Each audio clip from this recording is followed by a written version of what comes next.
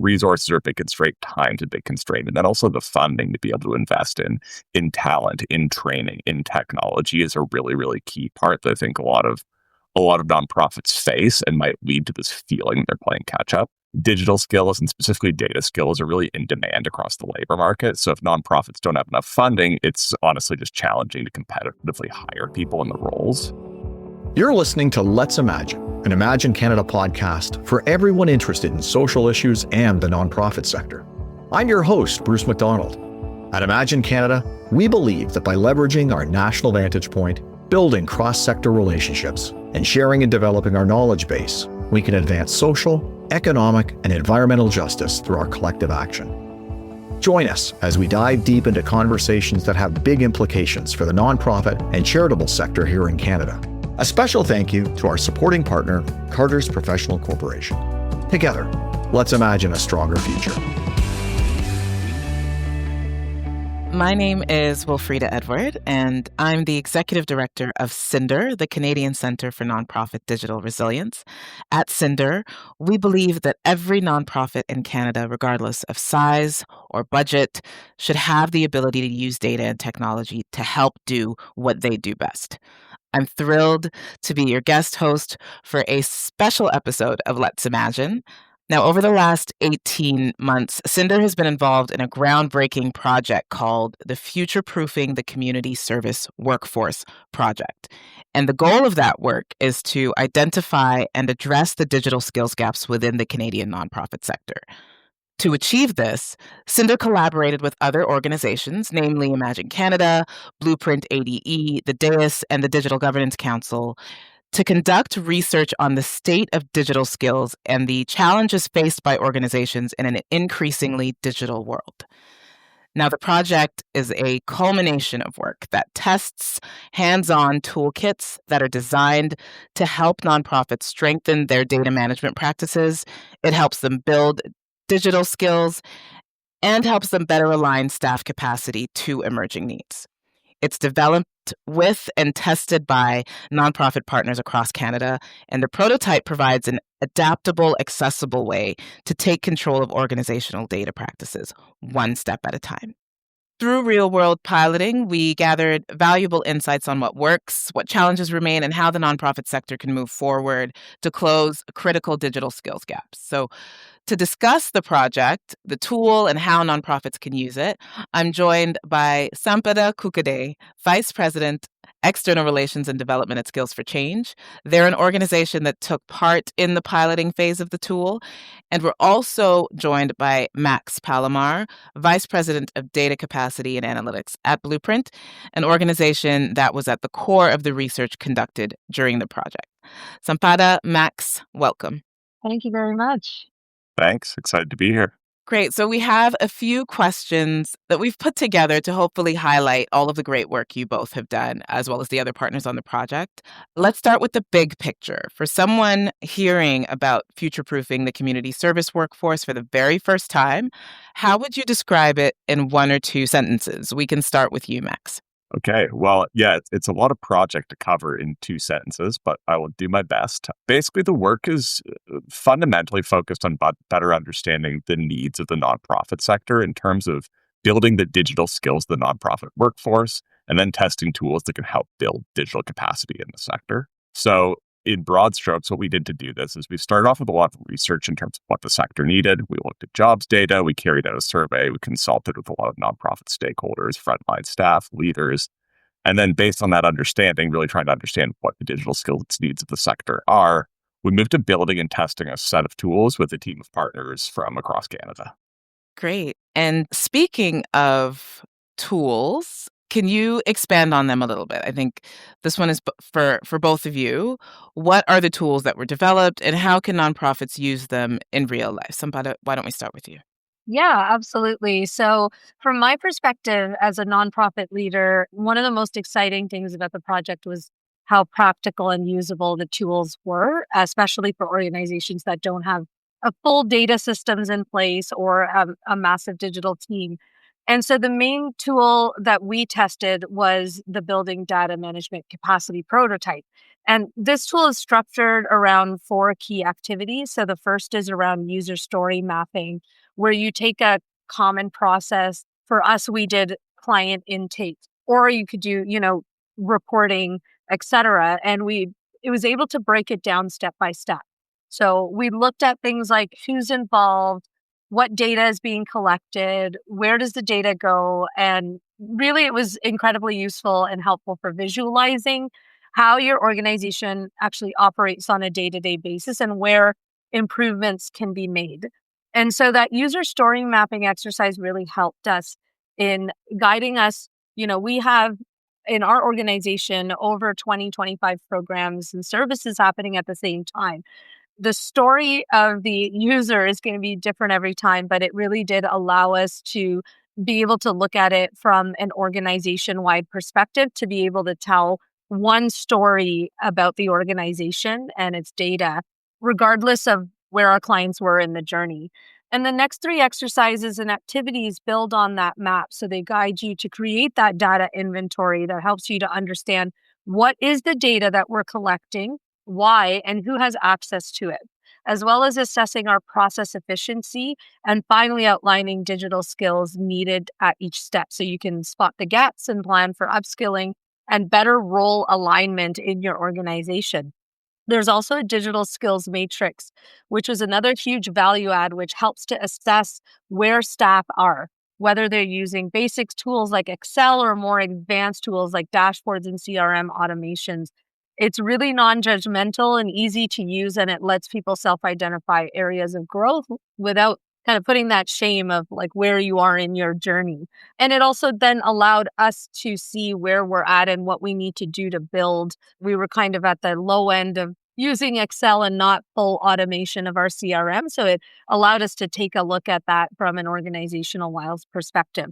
And the beauty of these tools is that they don't assume that you're starting from a perfect place. They meet you where you're at, and they can be used at your own pace, which was great for me because I was the one individual in this organization that was taking the lead on mapping these out.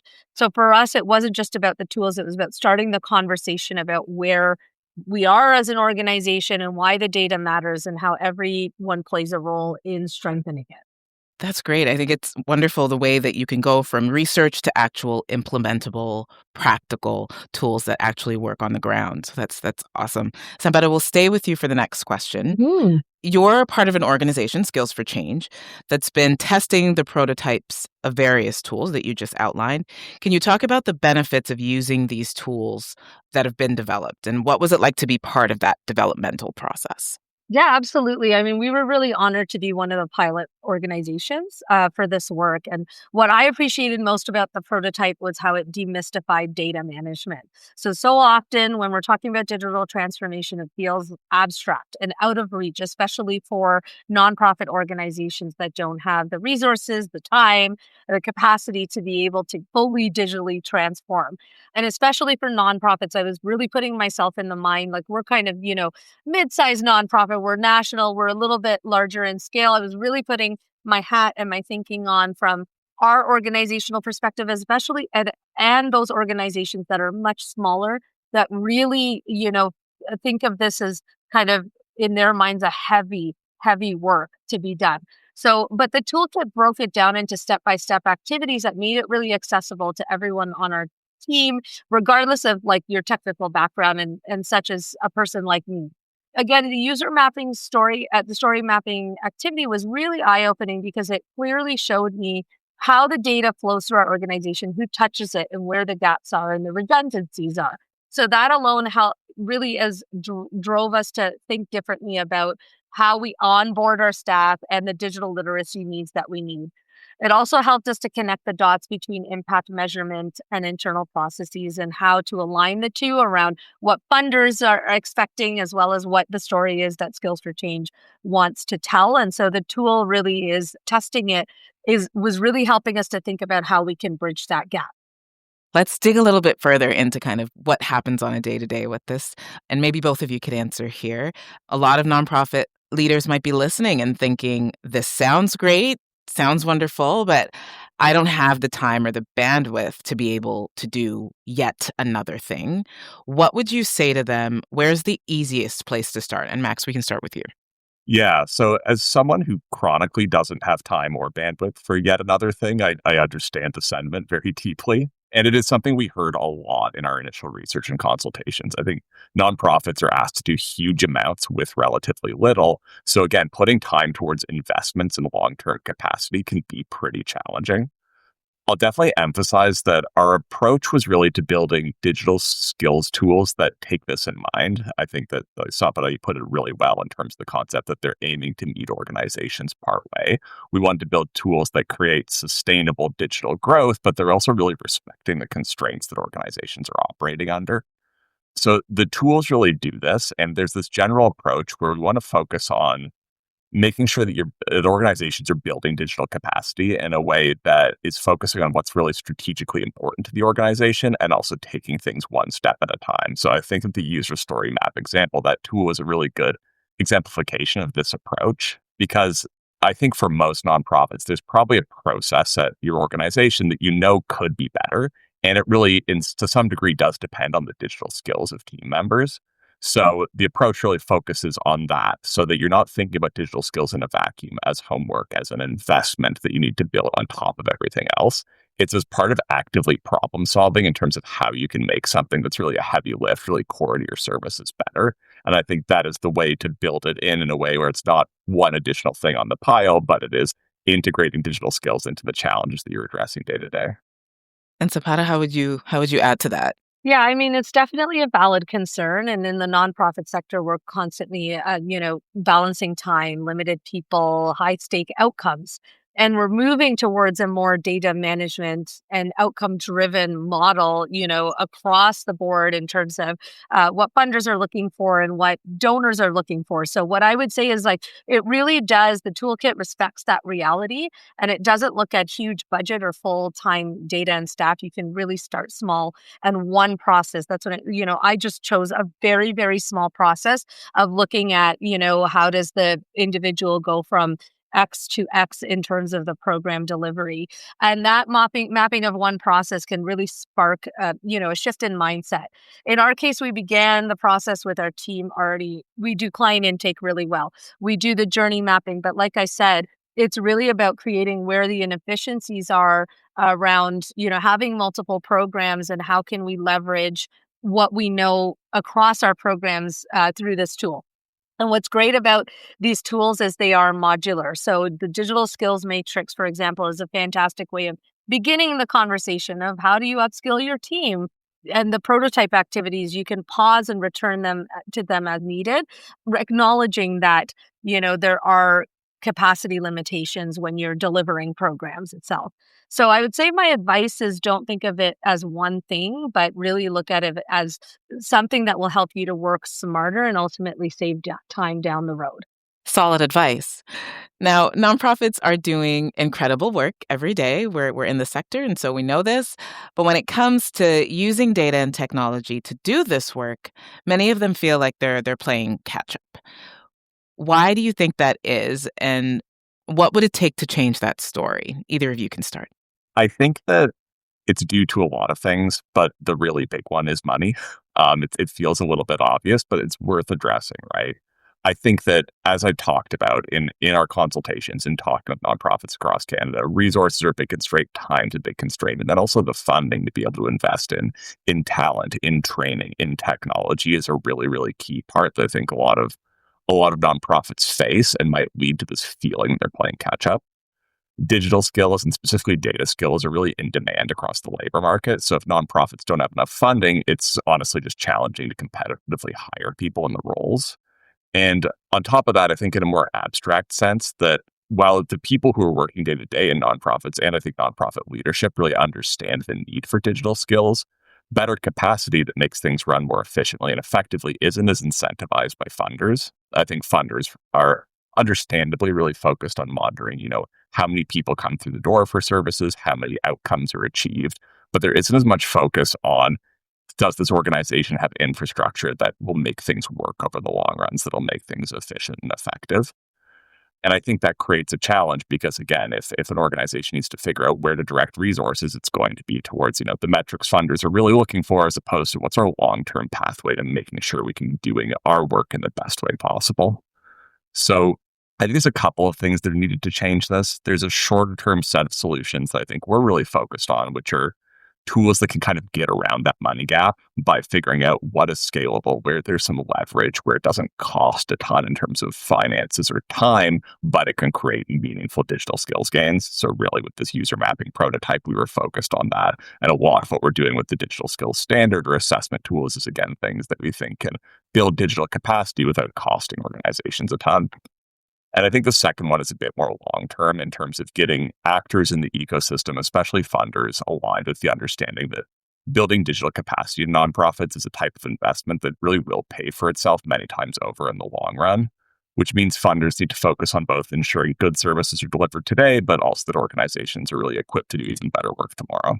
Yeah, I can just add to that. I echo what Max said, but I think also structurally, it really comes down to capacity as well. It's tied in, of course, to funding and to having to deliver on outcomes, et cetera. So many nonprofits, especially smaller ones, just don't have dedicated IT teams or data managers. I mean, we now have a data management and kind of digital transformation manager who's overseeing this now. But for many, many years, I've been at the organization for almost 11 years. And so we were doing it ourselves, as many organizations are. And so, as Max mentioned, a lot of funders don't always invest in the infrastructure because, they're looking at more how many people are coming in, how many people can we service. And so that leaves us with systems that are, sometimes patched together and staff who are expected to figure it out and lack of time to pause and build those digital skills very intentionally. And culturally, there's a sense that data and tech are also add-ons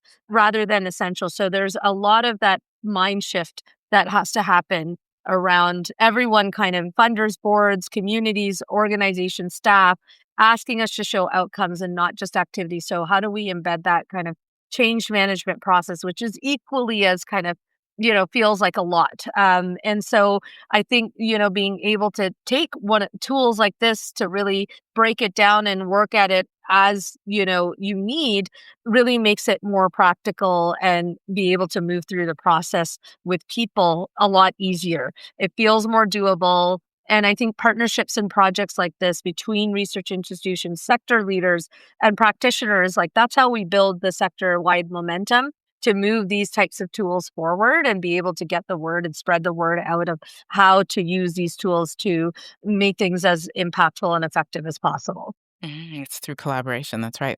So speaking of moving forward, the project is continuing through to 2026, which is great news. What's next? What are you most excited about in this next phase of the work?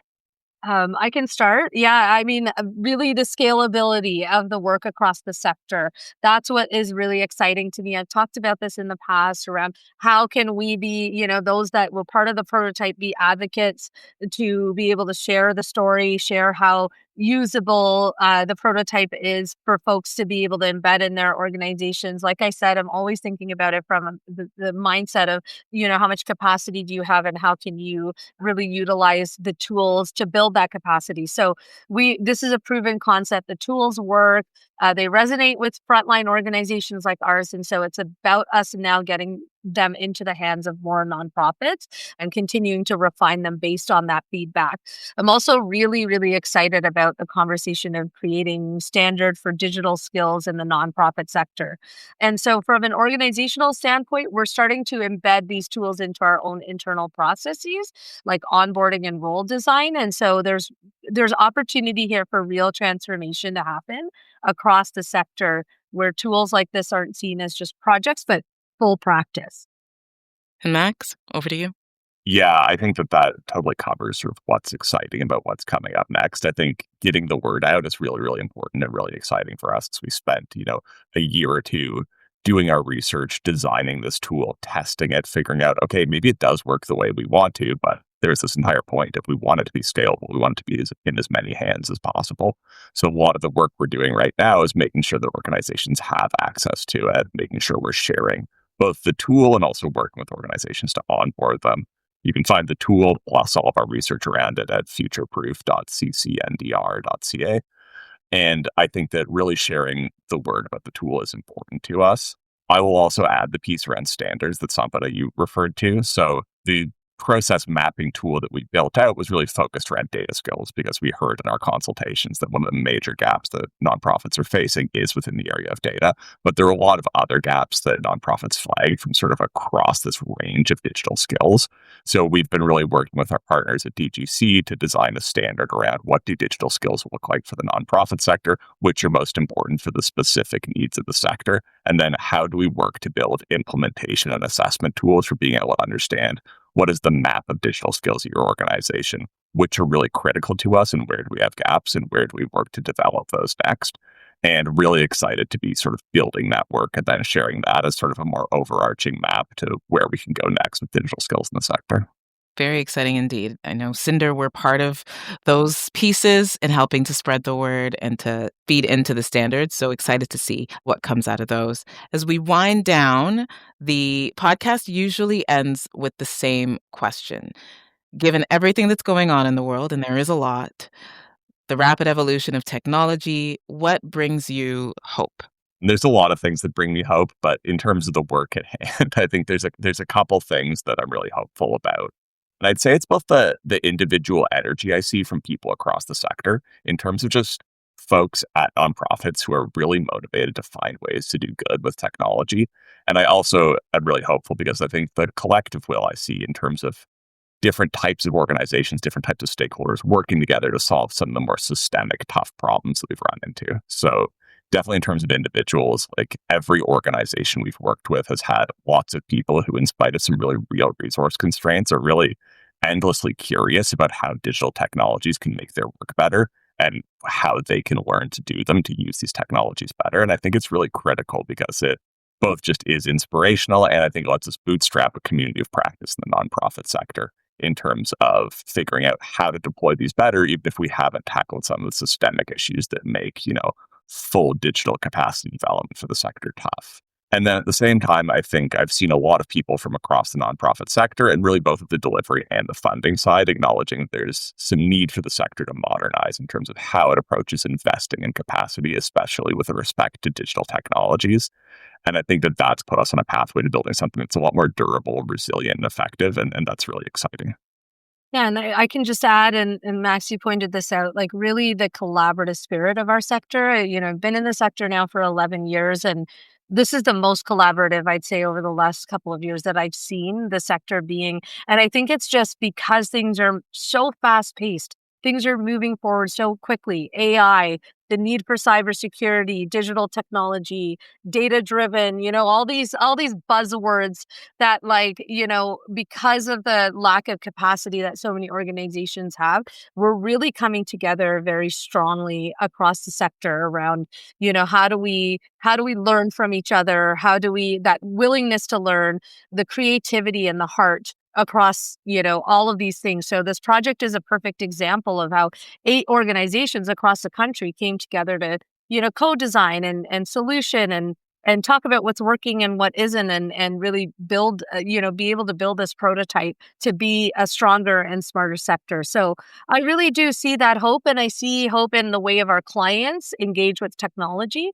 At Skills for Change, many of our newcomer clients to arrive are incredibly resilient and adaptable when it comes to digital technology and skills. So I feel like if we invest in that digital capacity for ourselves and for them, we're building not just for today, but also for the future of our sector. So yeah, it can feel really overwhelming, the pace of that change, but we're not in it alone. And that's really what gives me hope. Inspiring. Thank you so much. Being new to the sector myself, I felt that same collaborative spirit, and it was energizing coming in. So I could attest to that for sure.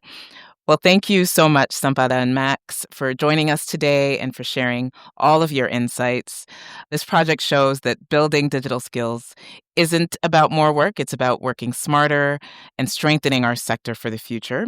As Max mentioned, if you're curious, please visit futureproofing.cinder, that's CCNDR.ca, to explore the tools and start at your own pace. I'm Wilfreda Edward from the Canadian Centre for Nonprofit Digital Resilience. Thanks for listening to Let's Imagine. And until next time, let's keep building a resilient nonprofit sector together. Thanks so much. Thanks for listening to the Let's Imagine podcast. For full show notes and to subscribe to our newsletter so you never miss an episode, please visit our website, www.imaginecanada.ca. Also, if you really like this episode, we invite you to leave us a 5-star review wherever you listen to this podcast, as this helps other people discover us and engage in these conversations. And again, thanks to our sponsor, Carter's Professional Corporation, for supporting our podcast.